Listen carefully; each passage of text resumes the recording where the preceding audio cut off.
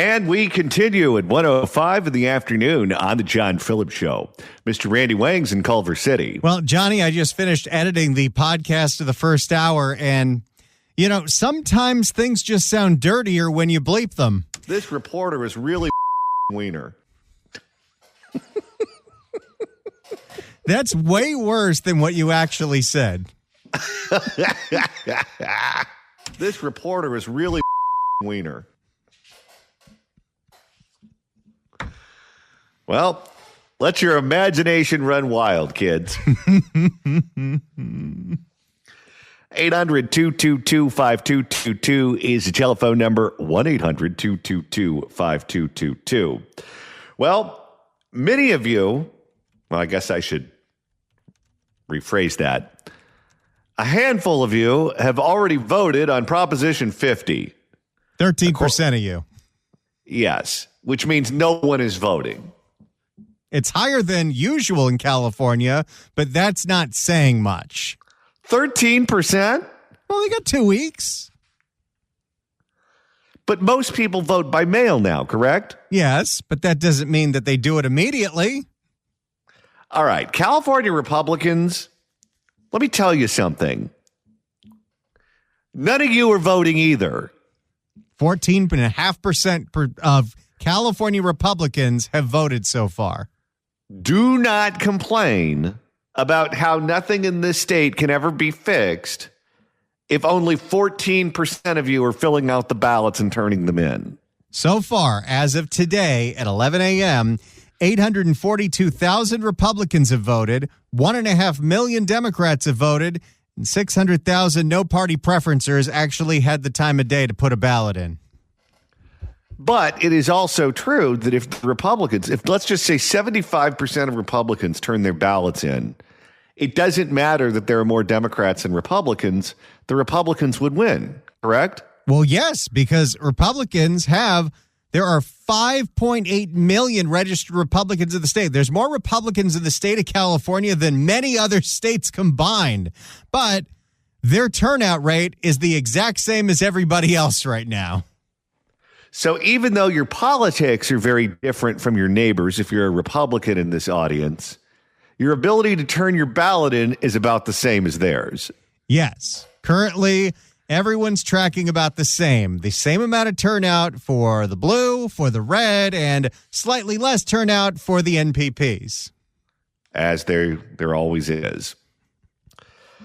All right. Now, speaking of Proposition 50, the question becomes, we had an independent commission that drew the lines. We know that.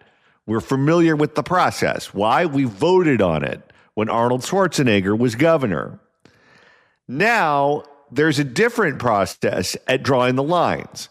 Instead of it being a transparent process where a committee meets and people can keep tabs on just exactly what questions they're asking, who's testifying before the committee, what numbers are they using, those sorts of things. This new map that we're being asked to vote on was drawn up behind closed doors. We really don't know much about it. So one television station in the Bay Area decided they were going to try to get to the bottom of it and find out just exactly who drew the map.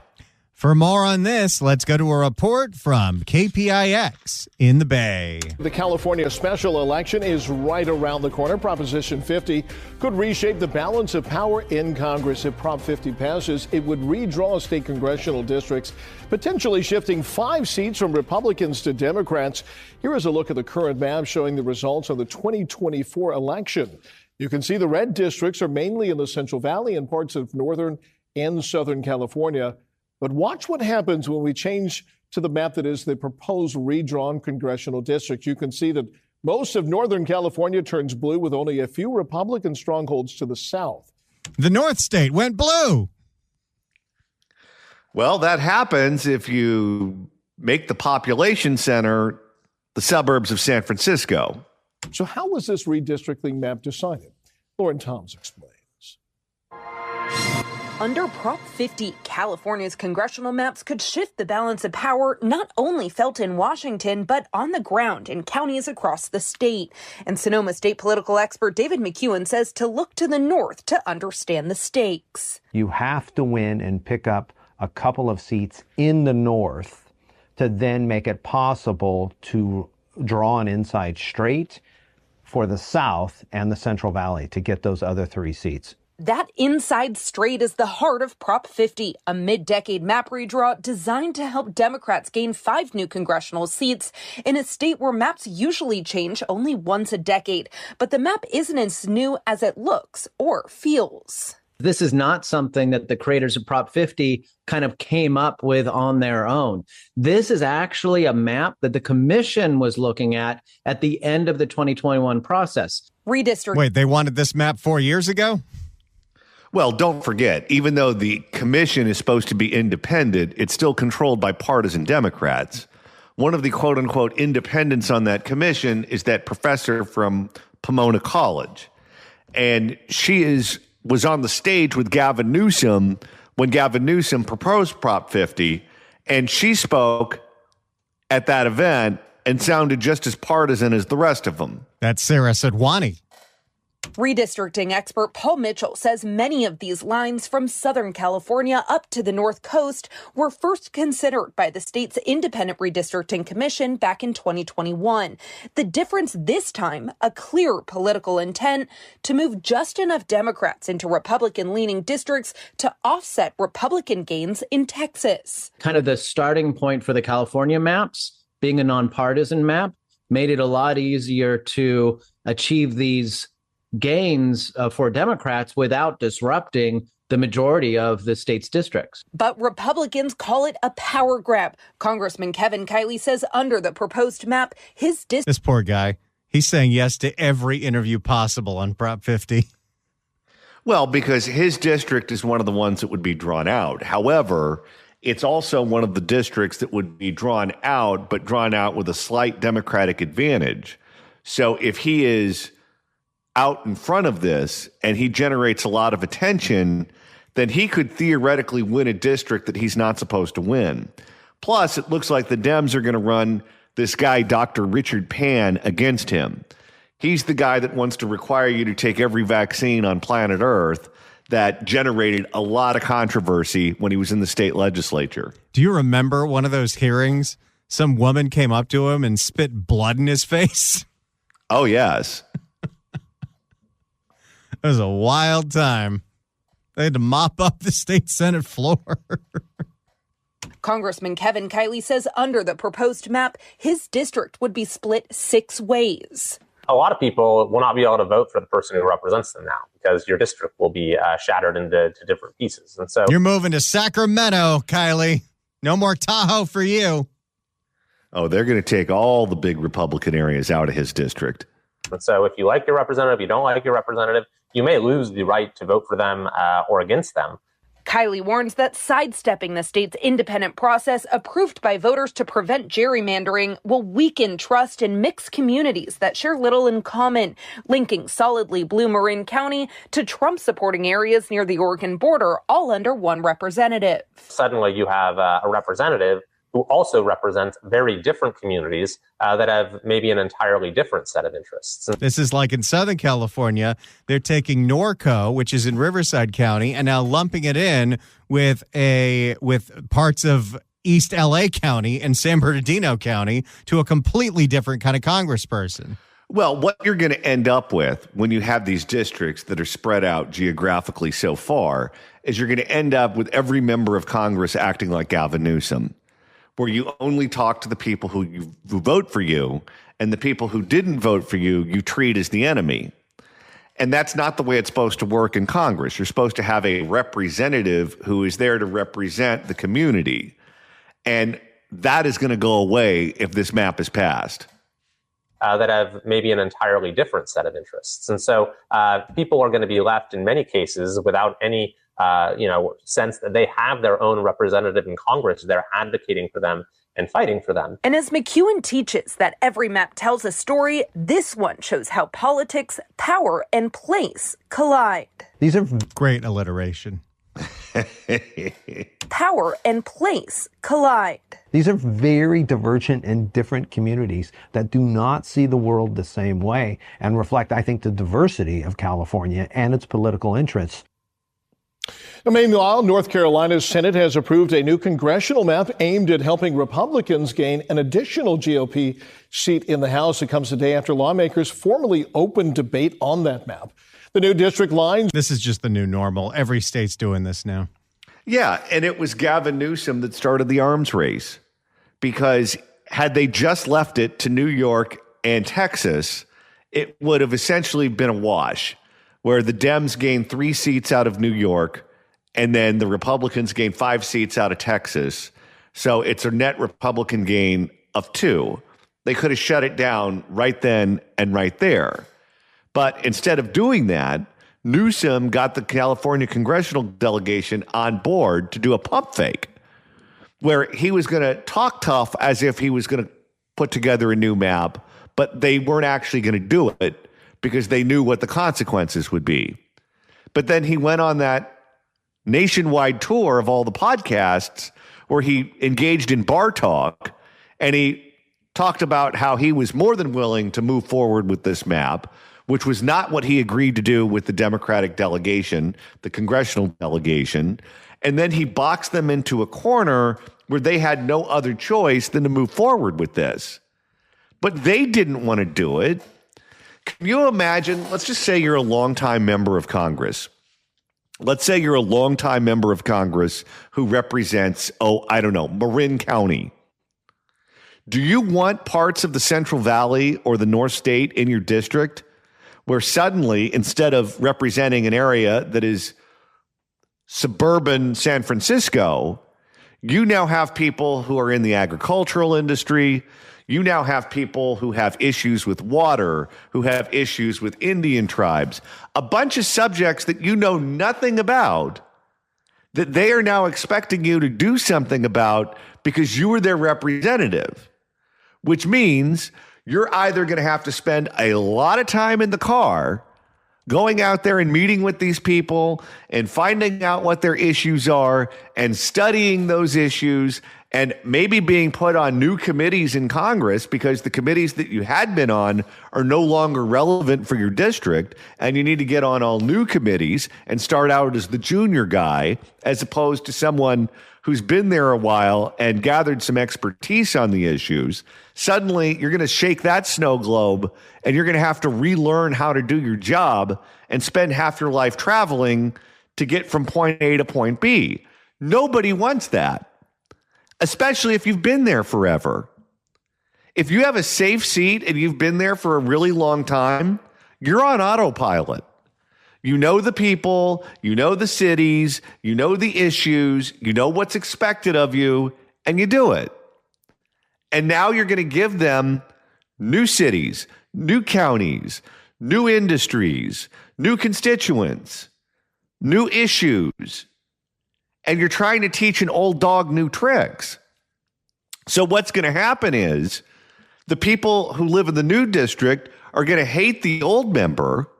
The old member, I would assume, is just going to be frustrated with the whole thing and not bother to meet these people and not bothering to learn these issues, because who wants to do that at 75 years of age or however old many of them are? And what you're going to end up with is you're going to end up with people who are in Congress who hate their job, and you're going to end up with people living in districts who don't feel like they're represented. But let's all do that because Orange Man bad. That's what Gavin Newsom is asking Democrats to do right now, which is why the delegation didn't want to do it when the subject first came up. But then Gavin, with his presidential ambitions, decided to keep up in the ante in all of these appearances. He'd up the ante, up the ante, up the ante, up the ante. And you get to a point, and you've seen this, I'm sure. If any of you have ever been in a bar where you've seen a bar fight, you see how this takes place. It's the same thing with this battle over redistricting. Someone starts running their mouth, and their mouth ends up getting them in trouble. And then someone says, all right, let's take this outside. And whether you intended on getting into a fight or not, you're going to end up outside the bar throwing punches because of your mouth. Gavin Newsom's mouth is how we got here. And Prop 50 will probably pass. Looking at these numbers, if Republicans don't start mailing those ballots in fast, they're going to be overwhelmed and it's not going to be close. Well, and just a few minutes ago, a new CBS News YouGov poll has come out, and the numbers to support Prop 50 have gone up because most people polled are treating this as a national issue. Most people polled say they're voting this way to oppose Trump. And according to this poll that was just released from October 16th through the 21st, yes on Prop 50 is up over no, 62-38. And if it's north of 60, it's over. If it's in the 50s, you can do something about that because many people who are undecided reflexively vote no. And it's not just on this subject, it's just across the board with initiatives. You need to be over 60% to have it pass. If you're not over 60%, you will likely fail. So when they were at 52%, 54%, we had a fight on our hands, and it was just going to come down to turnout. Well, turnout is now benefiting them, and the polls are now benefiting them, and the fundraising is benefiting them. Have you seen much in terms of no on 50 ads? We have not. I don't know about KSFO, but I hear all the spots that air on our Southern California station, KABC. We have not had a buy for no on 50. How does that happen? Think about this.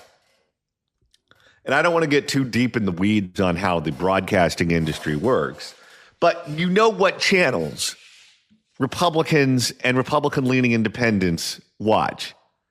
You know, for example, if you buy football on Sundays on television and radio, you're going to get a lot of guys. You're going to get a lot of guys, many of whom vote Republican, watching football. So if you were spending money for no on 50 and you want to turn your people out, you better buy football.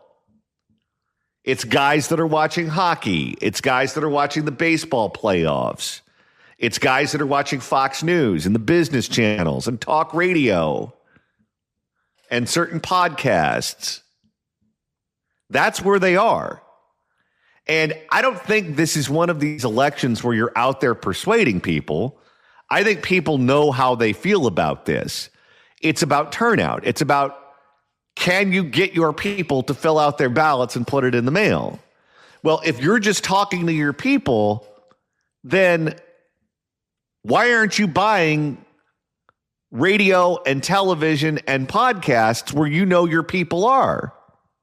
Because I've spent a lot of time this week watching sports between the baseball playoffs and college football and pro football, and the hockey season is now back. I saw last night, I was watching some preseason basketball games. I didn't see any no on 50 ads in any of those games. I have the television on in here to follow any local news that breaks, and it's usually on Channel 5 KTLA. And every time I look up today, I see that Tom Steyer ad. Yeah, the yes on 50 ads I've seen. I have not seen no on 50, and they've raised something like $80 million. Where is that money going? Well, because I don't see it. This state does have a history of crooked right-leaning consultants, I'll tell you that much. I wonder if that's what's happening. I wonder if the consultants are just taking this money or if they're spending it in places that we're not seeing. But I think about this. You're a white guy who is, what, in your late 30s? Oh, me? I'm 40. Yeah. Okay, you're 40. So you're a white guy who's 40, who works in talk radio, who, if you fill this thing out, you're voting no, and they haven't reached out to you, and you haven't turned your ballot in. I'm not How even insane getting is that? I'm not even getting the mailers anymore. Neither am I. I've already voted, so it makes sense to ignore me. But you haven't voted yet. They should be breathing down your neck. Kind of glad that they're not. No kidding. 800-222-5222 is the telephone number, 1-800-222-5222. If you'd like to email the show, you can do so at johnnydon'tlikeshow@gmail.com. That's johnnydon'tlikeshow@gmail.com. And Randy, now that we've hit the halfway point of today's show, if you want to continue listening after we sign off at 3, that's easy to do. All you got to do is search for The John Phillips Show wherever you get your podcasts, whether it's the Apple Podcast app, iHeart, Spotify. Search for The John Phillips Show. Hit subscribe. You could download all the episodes. You could do a Google on the YouTube. Get the free KABC app. Get the free KSFO app. Get the KMJ Now app so you can hear us on Saturdays at 2 in the Central Valley. There are so many different ways to listen live to our radio stations and download all the podcasts. Download the 12 o'clock hour where you can hear Johnny say this. This reporter is really wiener. You're right. I know what I said, and it sounds a whole lot dirtier when you play it that way. What you said wasn't necessarily like a super dumpable thing. I just err on the side of caution, and I try to help you so you don't have to get called into a meeting. But when you bleep it, it sounds way worse. This reporter is really wiener. All right, let's go to Henry in Anaheim. Henry, hello. Good afternoon, Randy and John.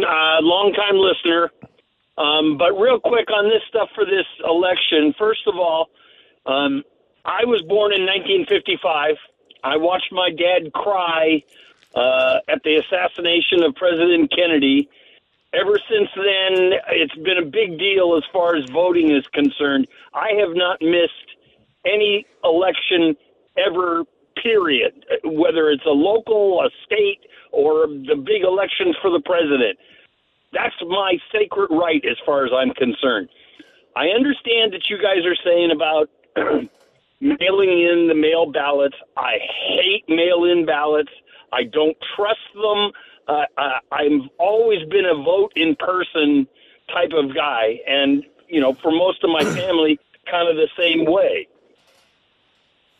Is there a big difference now that, I mean, we hear about all these oddball stuff about fraud and that the envelopes have got holes in them and everything else. If you go vote in person, you don't have to deal with that. Here's the thing. If you're actually going to vote in person, then that's fine. If you believe that's more secure, then go ahead and do that. The issue becomes you're going to lose a certain percentage of your crowd if you rely on them to show up on a certain day and wait in line and cast their ballot. Because kids get sick, cars break, bosses want you to work overtime, sometimes you're on a trip that gets extended. Situations present themselves that keep people from filling the ballot out. If you have the ballot in your kitchen and you can fill it out and put in the mail and don't worry about it, the odds of that vote being counted compared to hopefully you find free time on election day are infinitely higher. Right now, what I wish they were doing was spending money across the board on any forum that Republican-leaning voters, or at least voters who are inclined to vote no on 50, any program they're watching on television, any radio program they're listening to on AM or FM radio or Sirius or podcasts or whatever, certainly in their mail, slates, whatever the case may be, but getting the argument in front of them to fill it out and turn it in so it's money in the bank. Because right now, the other side, the yes on 50 side, they're filling theirs out and they're putting them in the mail. The no on 50 side is not keeping up with them or overwhelming them, which is what they need to do if they're going to win. So right now, all things being equal, I think right now Prop 50 passes with a comfortable lead. But is there any truth to the fact that you're finding envelopes that have got holes in them that you can see what we vote? I mean, now I checked ours out, and we didn't have anything like that. I put a high flashlight inside there to see if there was any way to see anything, and I put my ballot in there even to see, and nothing. But I mean, the fact that it's even out there, John, worries me that there's some possibility of fraud, and you just don't know anymore these days. I actually saw the press conference with Shirley Weber. She says if you can see something through those holes, it's because you either folded it incorrectly or put it in backwards. But she says those holes on the ballot are for the blind, so they know where to put it. Oh, that is a bunch of BS. Give me a break. And I have to be honest with you. Come on, Randy and John. How dumb do you have to be to take a look at a piece of paper that's got printing on one side, just one side, that you can't fold it the other direction so that they couldn't see it at all? But, I guess, that's the electorate. You are talking about California voters. Yes, I am, and unfortunately, you're right. And I'm a diehard Californian. I want to make this state great again. I relish the days when Reagan was the president or the governor here and became the president. I'm just hoping that somewhere along the lines, Trump gets some kind of a foothold in here, and we can start to turn California around. All right. Thank you for the call, Henry. I appreciate it. Now just bring some luck to my Angels down there in Anaheim. Let's go to Dan in Linwood. Dan, hello. Dan fell off. All right. Let's go to Linda in Burbank. Let's go to Linda. John, I want you to know that when I received my voting material, I got no mail-in ballot. So I cannot mail in my vote. I have to wait until going to the polls starts the first day. I have no choice. Do you typically vote by mail? Not always. Have you called the county registrar? No, because from the time you said for us to, get, our mail-in ballots in, this was like a few days ago, I don't think there would be any time because I'd have to wait for it to get to the mail. I don't know how long it will be. And I would call them because I moved one time. I sold my house, and the ballot that I was supposed to use to vote on came after escrow closed. So I no longer had access to that mailbox. They did mail the ballot, or at least they claimed to have mailed the ballot, but they mailed the ballot to a locking mailbox to a home that I no longer owned. And so I asked for a new one, and they did send a new one. It took, I think, 2 weeks to get here, which I think you still have time. Maybe they'll rush it because they know Election Day is around the corner. But they did mail me a new one when I called them.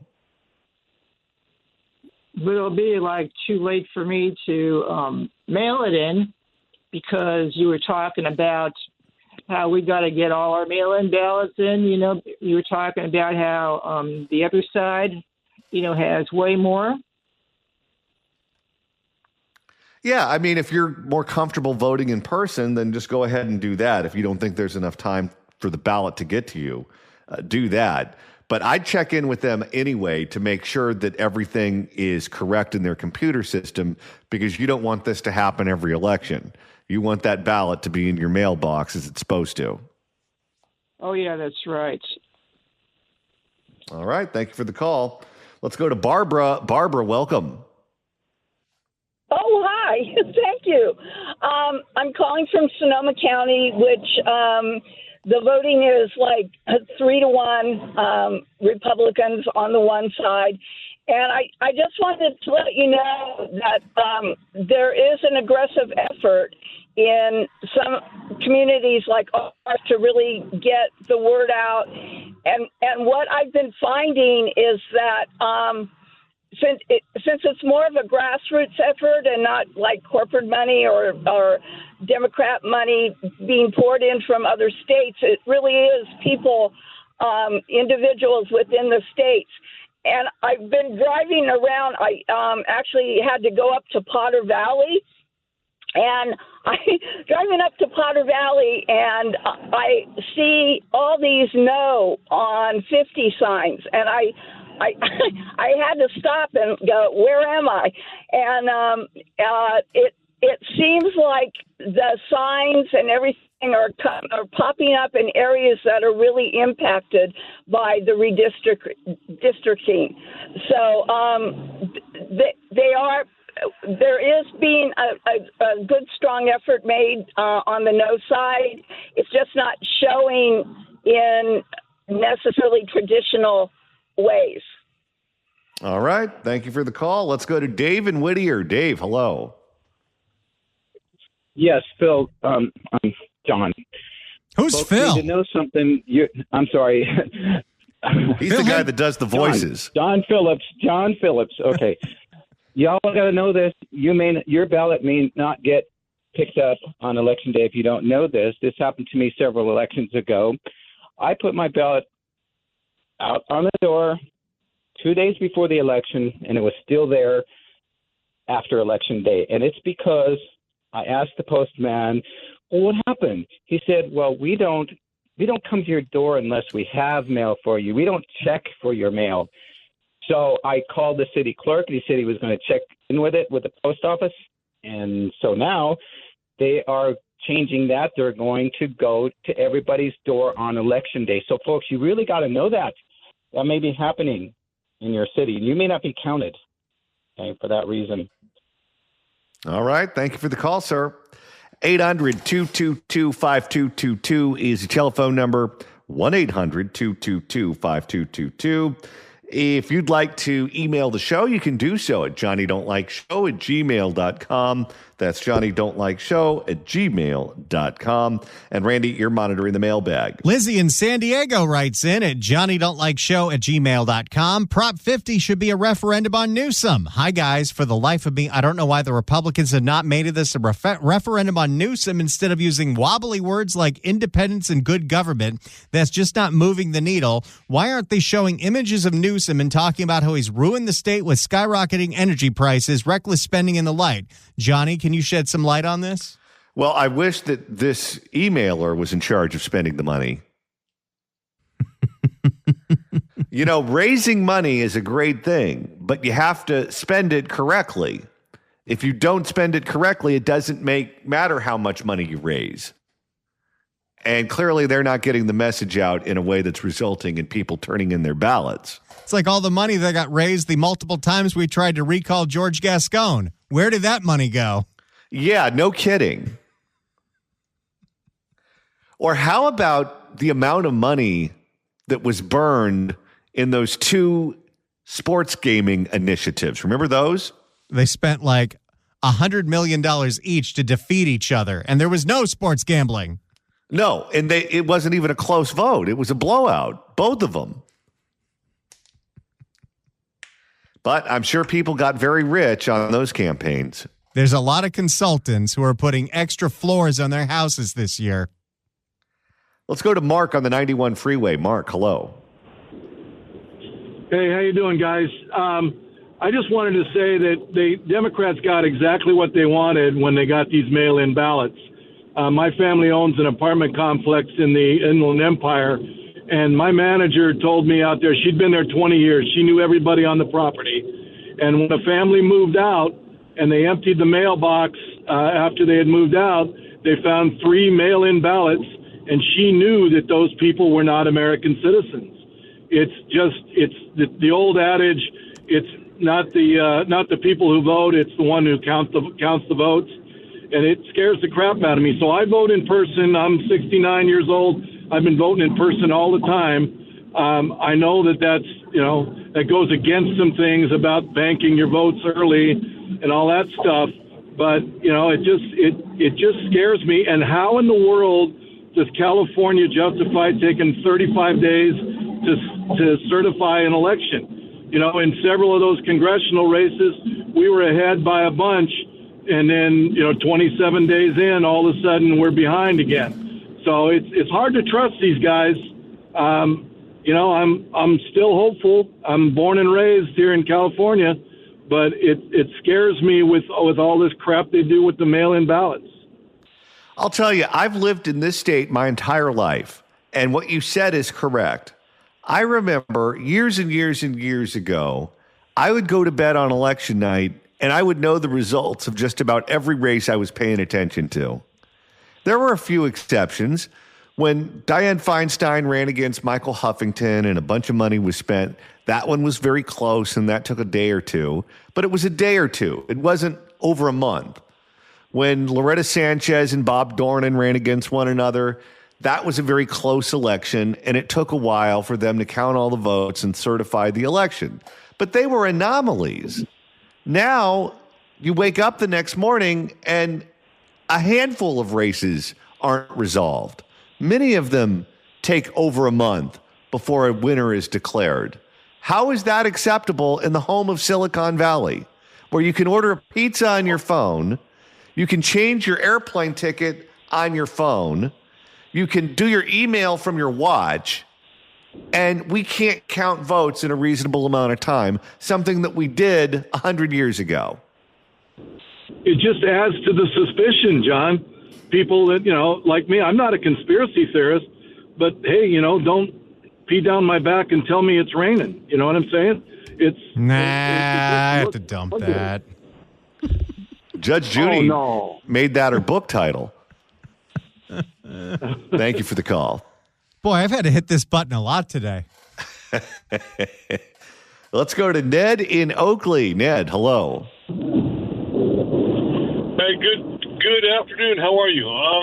I just called in to say that I am voting no on 50, and I do use the mail-in ballots. I have never had a problem with them. Me too. In fact, I like the fact that they text message you and they email you when your vote is collected and counted. And if there's a problem with your signature, if the ballot is damaged, whatever the case may be, they'll let you know and you can fix it. Exactly. They always let me know that they have received my ballot and everything was A-okay. So I don't have a problem with the mail-in ballots whatsoever. I just hope this 50 does not pass, for goodness sake, and California can come to its senses at some point in time. All right. Thank you for the call, sir. Let's go to Tony in Corona. Tony, hello. And always, I heard a couple of callers ago was saying that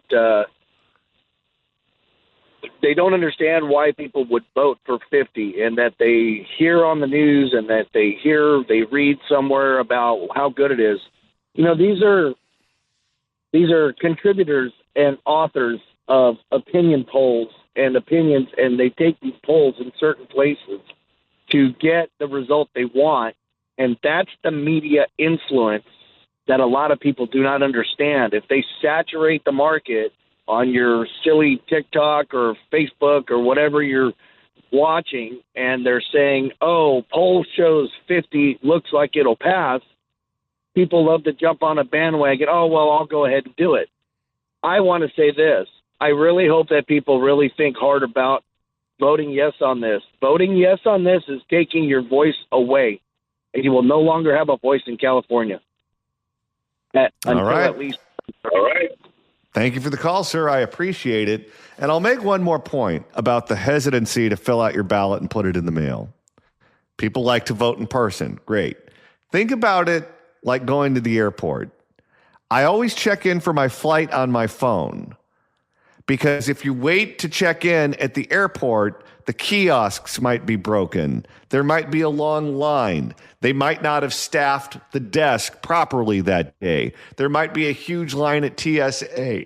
There's all kinds of things that can go wrong if you don't check in for your flight on your phone.